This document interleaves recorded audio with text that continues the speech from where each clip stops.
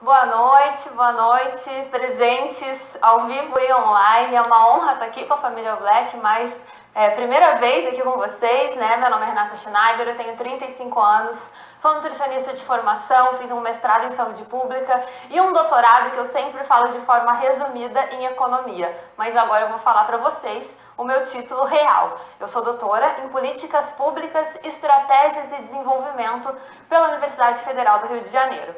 E como eu sempre gostei muito de estudar, a única coisa que eu sabia fazer na minha vida era estudar, eu acabei montando esse treinamento porque eu vejo que muitas pessoas têm essa dificuldade inicial de entender qual é a indústria que nós estamos inseridos. Justamente por ser uma carreira profissional extremamente nova, né, de muito pouco tempo e que qualquer pessoa pode desenvolver em paralelo. Muitas lideranças gostam de falar, se eu pudesse tirar um chip da minha cabeça e colocar na cabeça do convidado ou do distribuidor, seria ótimo porque vocês teriam uma visão do futuro. Só que eu vou mostrar para vocês aqui, hoje, a visão do futuro com comprovação científica. Porque eu acredito, né, que muitas pessoas tenham essa dificuldade. Acreditar no intangível é muito complicado. Agora, quando você vê os dados, quando você vê os números, fica muito mais fácil. Eu quero começar falando para vocês que todo mundo diz que não tem faculdade de marketing de relacionamento, mas, gente, vocês não têm ideia do quanto nós somos estudados. Então, para começar, eu quero trazer essa frase para vocês. Vocês vão ver agora que a grande maioria dos meus slides, eles têm aqui a referência da literatura. Então, quem tiver alguma dúvida, alguma curiosidade, queira consultar a literatura, vocês têm aqui as referências, que fica muito mais fácil, né, para vocês saberem de onde é essa fonte. Quem está falando tudo isso aqui não é a Renata, e sim vários cientistas que vêm estudando o nosso tema. Então, começando com essa dissertação de mestrado aqui, de Costa, Lilian Costa, uma mulher, tá? Ela fala essa frase que eu acho extremamente interessante. O que é o marketing de relacionamento? A gente não passa de um modelo econômico que funciona como um veículo de partida para a construção da sua liberdade econômica. Bem, eu vou só de forma resumida aqui para ilustrar para vocês que professora é assim, né? Eu também era professora. Então, para ficar bem didático, falar para vocês da nossa estrutura de apresentação. Primeiro eu vou falar para vocês sobre o mundo acadêmico, depois sobre a evolução do sistema, depois sobre a perspectiva global, fatores legais e terminando com desafios futuros. Então, começando no nosso mundo acadêmico, eu adoro falar sobre esse número. Sou apaixonada por isso. Olha só que coisa interessante. A gente tem quase 3 milhões de artigos científicos, citações e patentes na literatura acadêmica. Então, nós não estamos falando de 10, 20, 30, são quase 3 milhões de uma indústria extremamente jovem. Então, eu botei esse slide só para ilustrar para vocês, quem quiser, né? E eu só coloquei uma pesquisa de termos. Se vocês colocarem outras línguas ou junto com outros termos, ainda pode ampliar esse número. Bem, quando eu fiz o meu doutorado, a minha carreira, a minha linha de pesquisa, ela era voltada para uma linha chamada inovação tecnológica. Eu trabalhei já como coordenadora de um núcleo de inovação tecnológica, por isso a minha praia era patentes. E, gente, aquele modelo matemático que depois a gente vai ver na apresentação do plano para os convidados, é um modelo matemático patenteado. Então eu trouxe aqui, existem várias patentes disponíveis, eu trouxe aqui só para vocês visualizarem uma delas, né? Então isso também a gente encontra na literatura acadêmica. Então vamos falar sobre a evolução do nosso sistema. Como é que começa? Vamos primeiro ambientar, né? Qual é o nosso cenário? Existe uma revolução organizacional, que a gente pode resumir dessa forma. A gente está falando de organizações que, de acordo com essa globalização que vem ocorrendo, elas têm necessidade, essas organizações sentiram a necessidade de sair dessa coordenação centralizada e hierarquizada para uma estrutura mais flexível que nós chamamos de redes, ao contrário do formato tradicional piramidal. Quem falou isso daqui foi esse autor aqui da Harvard Business School. Então, quem quiser consultar, também temos vários artigos da Harvard Business School mostrando a evolução das redes, né, que são extremamente interessantes. E como é que a gente pode começar a entender a nossa evolução? O nosso primeiro passo é a venda direta. A venda direta, um determinado distribuidor, ele faz a compra de um produto, né, e depois ele repassa pelo valor de venda daquele determinado produto. Nada mais é do que isso, e nós temos um nome, que é nível único ou mononível. Então eu trouxe até aqui esse pequeno gráfico para vocês entenderem como é que funciona o mononível. Então é a empresa que recruta direto o distribuidor que vai fazer a venda, e ele só tem, por que mononível? Porque ele só recebe em um nível, a remuneração é apenas em um nível. Então, o próximo, né, a gente vai falar agora sobre o multinível, outra forma de remuneração que surgiu na década de 40 nos Estados Unidos. O americano que criou esse sistema de remuneração, ele não passa de um modelo de remuneração onde a pessoa pode se tornar um empresário, além dela receber pela venda direta, ela pode construir a sua própria organização e aí ter várias fontes de remuneração, dependendo do plano de carreira da empresa. Bem, nós temos aqui dois tipos de marketing que nós precisamos destacar para continuar o nosso encadeamento lógico. O marketing de relacionamento e o marketing direto. O marketing de relacionamento, ele surgiu quando? Na década de 90, ou seja, somos extremamente jovens, né? Significa criar, manter e acentuar os sólidos relacionamentos com os nossos clientes. Bem, quem falou isso também, eu tirei dois livros aqui do Brasil, tá? E o marketing direto é a campanha de marketing que utiliza a venda pessoal.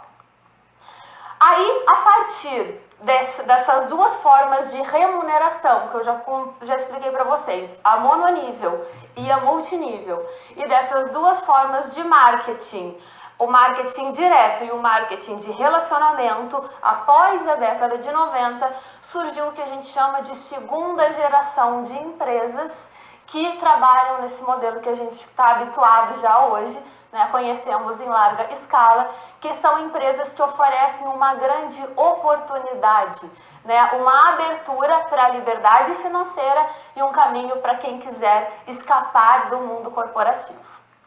Bem, eu trouxe apenas para título de ilustração, né, para vocês terem uma ideia de qual é o caminho de uma empresa que usa o tradicional, né? O modelo do marketing tradicional. Você tem aqui os componentes da empresa, presidente, gerente, regional, nacional, distrital, e aí ele passa para representante de vendas ou intermediários, e então para atacadistas, para então chegar no ponto de venda para depois chegar no consumidor. Então olha a cadeia que a gente acaba tendo que percorrer para conseguir chegar no consumidor final. O que acontece no modelo de marketing tradicional? Ele acaba sendo muito mais custoso. O produto final ele chega num valor muito superior para o consumidor final. E aí o que acontece? Devido à nossa globalização e toda a crise que a gente vive política e econômica, não só no nosso país, mas no mundo todo, né? Existe essa geração de empresas que está fazendo a adoção desse modelo do marketing de rede, porque ele acaba saindo o produto final com um valor muito mais em conta para o consumidor. Porque nós temos apenas a empresa que já passa para o distribuidor e o distribuidor passa para o consumidor. Então a gente encurta esse canal de distribuição. Bem, perspectiva global. Eu acho que todo mundo aqui está vivendo nesse mesmo barco, né? O mundo do desemprego que hoje atinge quase 14 milhões de brasileiros. A gente está falando de um dado muito agressivo no nosso sistema econômico. E o que acontece? Por causa dessa questão do desemprego e essa tendência das pessoas, né, com esse medo de entrarem para essa estatística do desemprego, a busca por alternativas de renda, ela não é hoje uma questão muito opcional, né? Ela é uma necessidade para toda e qualquer pessoa que não queira deixar todos os ovos numa cesta só, que queira se sentir, de certa forma, com uma segurança paralela. Porque a insegurança, ela acaba afetando todo o nosso desempenho de vida, né? A gente acaba tendo uma perda de qualidade de vida quando a gente está naquela insegurança em relação ao nosso trabalho. Afinal, eu acredito que vocês, né, presentes e online, sintam a mesma coisa do que eu, né? A gente tem aquela pequena observação. As contas, elas não param de chegar. Vocês já repararam isso? Não interessa o quanto esteja a crise, em qual momento, a conta ela não para de chegar.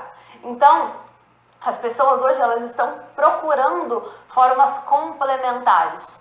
E o que acontece? A venda direta, né, segundo esse autor aqui, Buais, esse aqui é de um livro, tá? Essa fonte é de um livro. Ele é um autor que tem vários livros, se eu não me engano, são mais de 5 livros, vários artigos também. Então ele fala isso, a venda direta hoje, ela é uma das carreiras mais promissoras. E olha que interessante, por quê? Não exige um alto investimento, não requer experiência anterior, então qualquer pessoa pode começar a qualquer momento e você pode trabalhar tanto em tempo parcial quanto em tempo integral. Ou seja, se você hoje está querendo simplesmente uma complementação de renda, você pode já começar em paralelo ao seu trabalho, no seu tempo livre, que pode ser 15 minutos, 30 minutos, 1 hora, enfim, o tempo que você quiser despender para você ter uma complementariedade da sua renda e poder, de repente, pagar um plano de saúde melhor, trocar de carro, enfim, fazer, né, o que quiser com esse dinheiro. Bem, eu trouxe aqui um conceito que eu acho muito interessante, porque eu gosto muito de citar também documentos do governo, né? Até por ser servidora federal, eu gosto muito dessa base científica também do governo. Então, esse boletim aqui eu acho extremamente interessante, que todo mundo em algum momento dê uma olhada, porque ele fala de marketing multinível e pirâmides financeiras. Então, é um documento de fonte segura, né, uma pesquisa feita por um órgão governamental, que é a CVM. Então, ele define aqui a venda direta e olha só como essa definição ela é clara e fácil de entender, né? A venda direta é simplesmente a venda de produtos para o consumidor, né? E as empresas, elas têm um leque de variedades para oferecer de produtos, cosméticos, utensílios domésticos, dentre outros. E, mais uma vez, né, ele fala que o marketing de rede ou marketing multinível não é nada mais, nada menos do que uma forma de remuneração das empresas. Então, eles ganham o distribuidor ele ganha pela venda e ele ganha também pela construção de uma organização. Bem, esses dados aqui eu acho extremamente interessante. São dados oficiais da Federação Americana, da Confederação, né, Mundial de Venda Direta, WFDSA. São os últimos dados, é o mais recente que nós temos, de agora de 2016, que mostra o nosso tamanho, né? Nós somos uma indústria de 182,5 bilhões de dólares. Ou seja, somos uma indústria que movimenta muito dinheiro, mais do que a indústria da música, do cinema, do futebol americano, enfim, de várias outras indústrias. Nós temos atualmente mais de 107 milhões de distribuidores ao redor do mundo. E eu vou falar para vocês aqui dos maiores países do mundo da venda direta. Os 10 maiores concentram 80% de todo o movimento financeiro de venda direta no mundo. E olha só que interessante, o Brasil, está em 6º lugar. Nós tivemos um crescimento nos últimos 3 anos de 2,1%.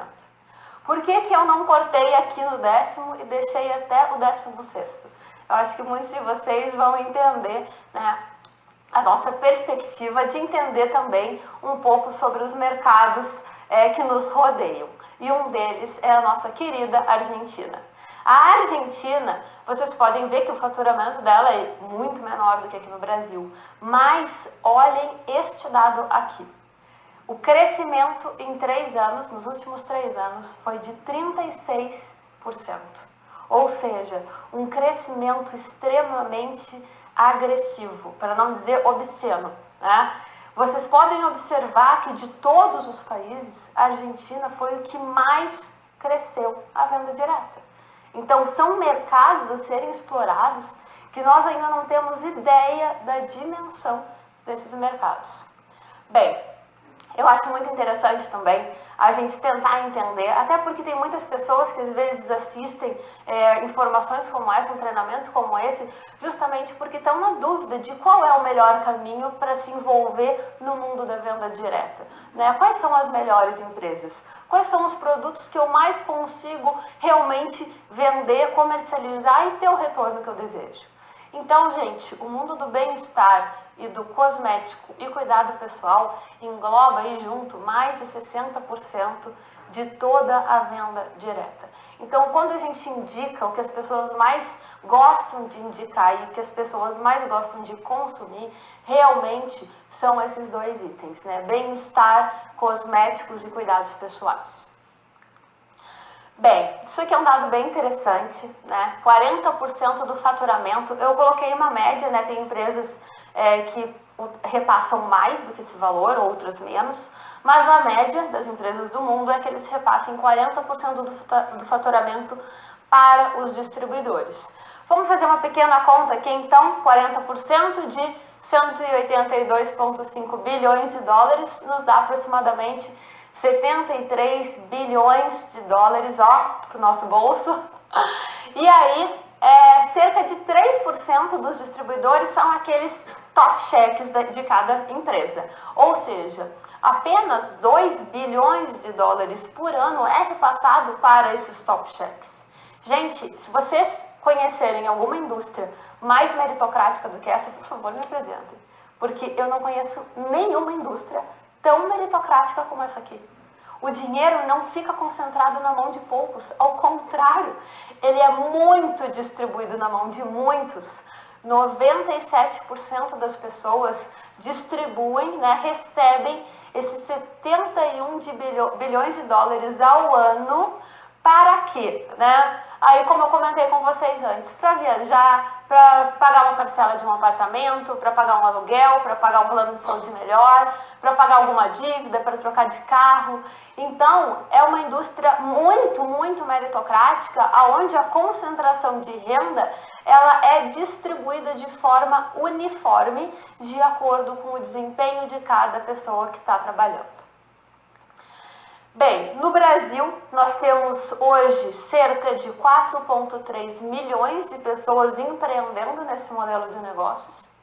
As vendas diretas movimentaram 45,7 bilhões em 2016. E o Brasil, ele representa 5% do segmento mundial. Na América Latina, ele é o mais importante. E eu trouxe esse dado aqui que eu achei também, vou usar essa palavra de novo, obsceno. Nós temos aí uma perspectiva de, em 2025, ter 674 milhões de consumidores. Gente, em 2050, 810 milhões de consumidores.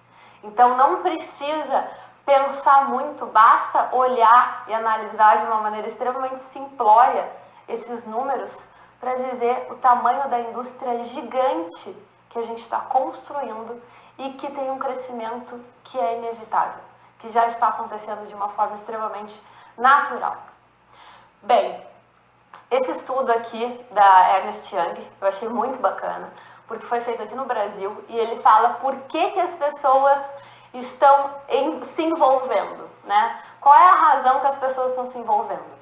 Então, eu vou mostrar para vocês dois dados, esse aqui é o primeiro deles. Por que as pessoas entraram nesse setor?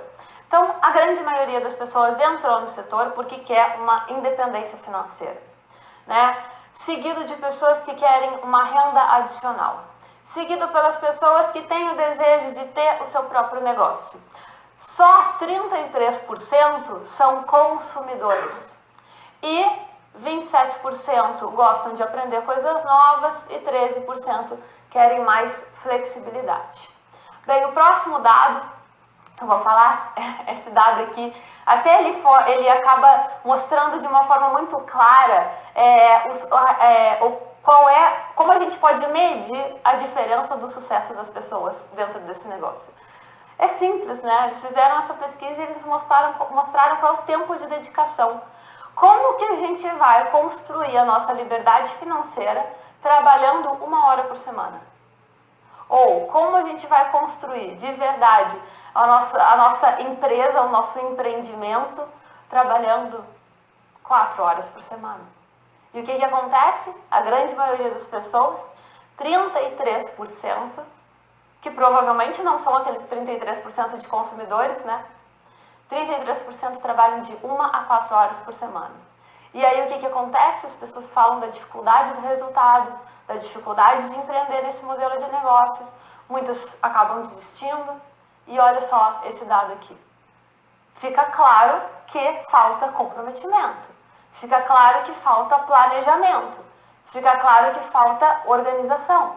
Se nós conseguirmos nos dedicar de forma profissional, entender o que é um trabalho profissional aqui dentro e dar um upgrade de dedicação, com certeza aquele número que nós costumamos escutar nos treinamentos, né, de 3 a 5 anos, a gente consegue uma boa renda residual, né? A partir de 5 anos, nós conseguimos uma aposentadoria. Enfim, vamos continuar aqui. Então, 21% das pessoas trabalham de 5 a 9 horas, 22% de 10 a 14 horas, enfim, assim por diante, e mais números mais agressivos, né? Vamos colocar aqui a partir de 20 horas por semana, só essa pequena fatia que faz esse trabalho com uma boa dedicação. Então, com certeza, vocês hoje, distribuidores, tendo esses dados em mãos, avaliem quanto vocês estão se dedicando para alcançar os objetivos de vocês. Eu estou mostrando aqui o tamanho absurdo dessa indústria, o crescimento que nós teremos, a indústria, eu não estou falando de nenhuma empresa específica, a indústria como um todo, ela vai cada vez crescer mais e vai sim, no futuro, nós não teremos aquela história de quem é que quer participar, né? A pergunta vai ser em qual você está, porque cada vez mais o negócio está evoluindo e aqui está comprovado cientificamente. Eu trouxe para vocês também esse dado que eu acho muito interessante, porque apesar de no mundo todo bem-estar, qualidade de saúde seja o maior consumo, né, cosméticos seja o maior consumo, o que nós temos no Brasil? Vamos pensar também localmente. Então, o que nós temos de maior consumo no Brasil, 40% das vendas, cosméticos e higiene pessoal. Acho que muitos se identificaram, né, nesse momento. Então, nós estamos num mercado onde 40%, a grande maioria, né, os outros, eu trouxe aqui alguns outros dados das indústrias, dos segmentos mais representativos também, mas a gente vê que nós somos mais do que o dobro do segundo lugar, que é vestuário. Essa pergunta é ótima, né? Quem é que já pensou nisso? Alguém já pensou nisso? O pessoal de casa? Alguém já pensou, quando é que vai saturar? Quando é que eu nunca mais vou conseguir convidar ninguém? Não é? Sempre tem essa dúvida. Será que vai? Será que você chega lá? Vai chegar lá, 2100, a gente vai ter 53% a mais de pessoas no mundo. Será que vai dar tempo da gente nessa encarnação e talvez nossos filhos, netos, bisnetos, cada um na sua encarnação, conseguir convidar todo mundo? Olha só que dado incrível!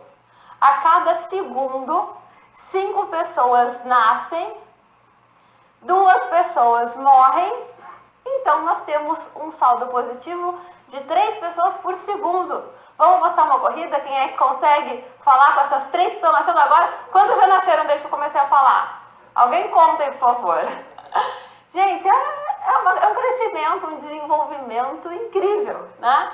Então, a gente tinha que em 2015 7,3 bilhões de pessoas no planeta.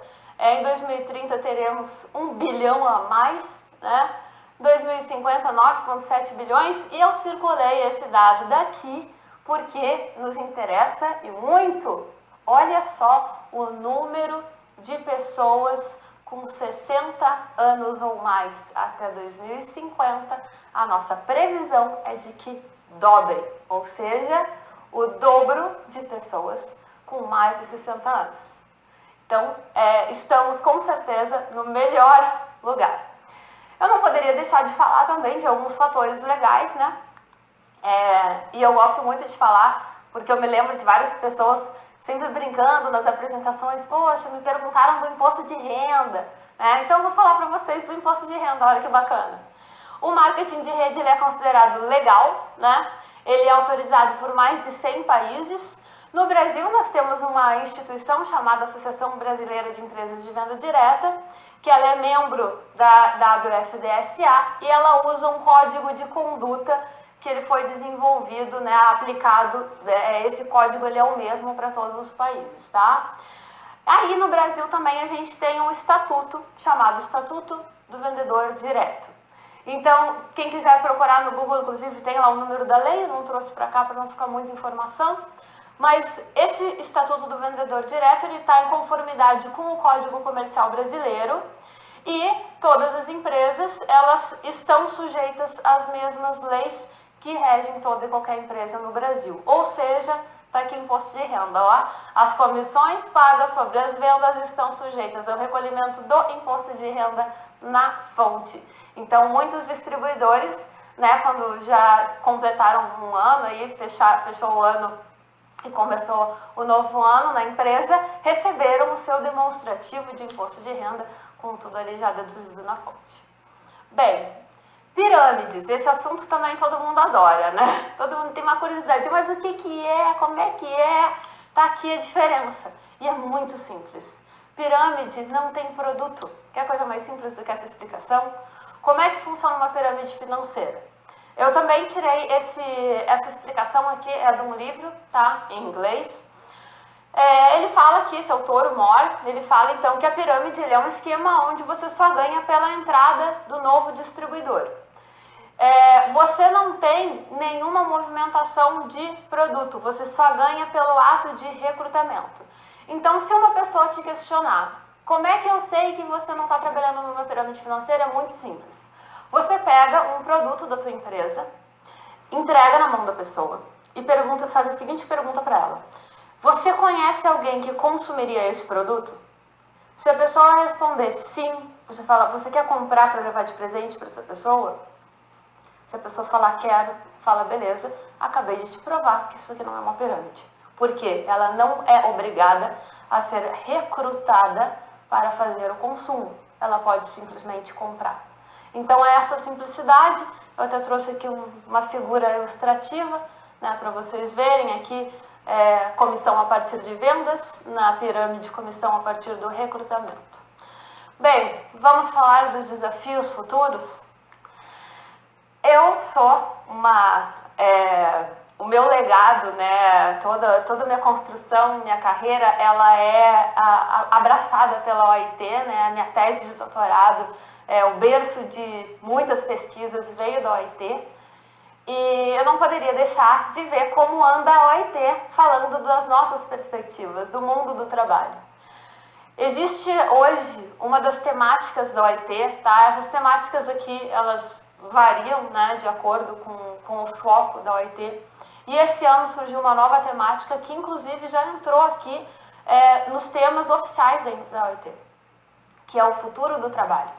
Eu acho que isso é uma preocupação geral, né? Todas as pessoas, independente de qual o momento de vida de cada uma delas, tem uma preocupação em relação ao futuro do trabalho, se não o seu próprio, dos seus filhos, dos seus netos, dos seus bisnetos, dos seus amigos, né?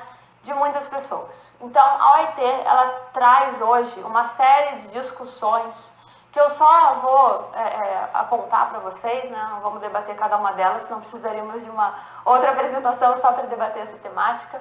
Mas a OIT, ela criou uma comissão global, né, para falar sobre esse futuro do trabalho. Ela já fez um documento chamado a Iniciativa do Centenário sobre o Futuro do Trabalho. Ela já fez um seminário reunindo vários acadêmicos para discutir esse tema. Um dos temas específicos que eu achei muito bacana, eles estão preocupados com os jovens na América Latina, exatamente onde nós estamos, na América Latina. Tem, então, também esse diálogo global sobre o futuro do trabalho. Ele fala que o futuro do trabalho começa amanhã. e as transformações do trabalho que demandam uma série de garantias. Eu acho que é isso que todo mundo mais está sentindo na pele. Cada vez mais uma precarização da força de trabalho e falta de garantias para que a pessoa tenha a sua segurança. Eu adorei, né? Tem várias revistas hoje falando sobre o mundo do trabalho, mas eu trouxe essa daqui porque ela tem um trecho muito específico que eu acredito que todos nós vamos nos identificar. Né? A revista Galileu, olha só que legal a capa dela. Compre essa revista e salve o seu emprego. Olha só, o futuro do trabalho, o que ela fala? Esqueça os escritórios, os salários fixos, a aposentadoria. Cada vez mais as pessoas vão trabalhar de casa. E as estatísticas mostram que os chefes serão mulheres e terão menos de 30 anos. Bem, eu já passei dos 30, não vou ser chefe de ninguém, graças a Deus. Olha só que bacana esse daqui. Esse autor aqui, é um autor italiano, Domenico, ele escreveu um livro chamado Ócio Criativo. E ele fala que só existe um ponto de convergência de todas as religiões. No paraíso não se trabalha. Se trabalho fosse bom, não se chamava trabalho, que é inclusive uma palavra derivada de um modelo de tortura de escravos, né? Esse filósofo também, ele escreveu esse livro, Os Prazeres e as Dores do Trabalho. Ele traz essa reflexão que eu acho muito bacana. Todo mundo fala de desperdício de recurso natural, mas e de desperdício de talento? Você já pensou no seu talento? Qual é o desperdício que você talvez esteja nesse momento vivenciando da sua própria vida, da sua própria capacidade de estar construindo algo muito melhor, muito maior? E aqui, né, eu vou até, enfim, vou ler isso daqui, porque essa reflexão é muito bacana. Em 10 anos, emprego será uma palavra caminhando para o desuso. O mundo estará mais veloz, interligado e com organizações diferentes das nossas. Novas tecnologias vão ampliar ainda mais a possibilidade de trabalhar ao redor do globo em qualquer horário. Hierarquias flexíveis irão surgir para acompanhar o poder descentralizado das redes de produção. Será a era do trabalho freelance, colaborativo e de certa forma inseguro. Também será o tempo de mais conforto, cuidado com a natureza e criatividade. Acredito que todos se identificaram, né? Tanto a plateia presente quanto quem está em casa. Ou seja, é uma evolução dos planos de carreira em geral, esse trabalho mais colaborativo, esse trabalho em rede, esse trabalho mais dinâmico e com certeza muito mais tranquilo de ser realizado, com uma certa dose de liberdade. Por quê? Eles fizeram uma fórmula. Olha que interessante essa fórmula. Trabalho, tá? Ele coloca aqui em 2020, mas 2020, 2025, 2030, vamos ver como é que a gente consegue se planejando até lá. O trabalho, ele é igual à soma de 3 itens. Da preocupação com o meio ambiente, com a busca da qualidade de vida, com a globalização, com a inovação vezes a globalização. Então, nós temos 3 itens para cuidar. Meio ambiente, qualidade de vida e inovação. Isso tudo multiplicando pela globalização, assim será o nosso trabalho. Bem, mais uma literatura científica, já estou finalizando aqui, mas não poderia deixar de citar essa daqui também, porque é de agora, né? De junho de 2017, e esses autores, essas 2 autoras, né, elas falam da distribuição de renda no Brasil e o modelo do mercado de marketing de rede. Então, eu destaquei aqui, né, qual é o objetivo? Criar um ambiente sólido e sustentável para a criação de uma economia desenvolvida, e eles destacam essa frase aqui também: o marketing de rede é, sem sombra de dúvidas, um dos caminhos mais interessantes para tentar equilibrar a má distribuição de renda do nosso país. Bem, a gente tem um meio hoje de ter uma renda mais igualitária, que eu acredito que é o desejo de todas as pessoas que adentram nessa indústria. A gente tem aqui um quadro comparativo, não vou ler todo ele, né? Vocês podem ler aí de casa, mas que fala do tradicional e do marketing de rede. Então, questão de horário, de aposentadoria, de flexibilidade, de perspectiva de aposentadoria, de plano de carreira, de requisitos para participar. Então, vocês veem aqui quais são as vantagens e desvantagens de cada um deles. Existem muitos desafios, né? Todo mundo concorda comigo e com toda essa literatura que eu mostrei para vocês. Só que, gente, o crescimento do segmento, ele é irreversível.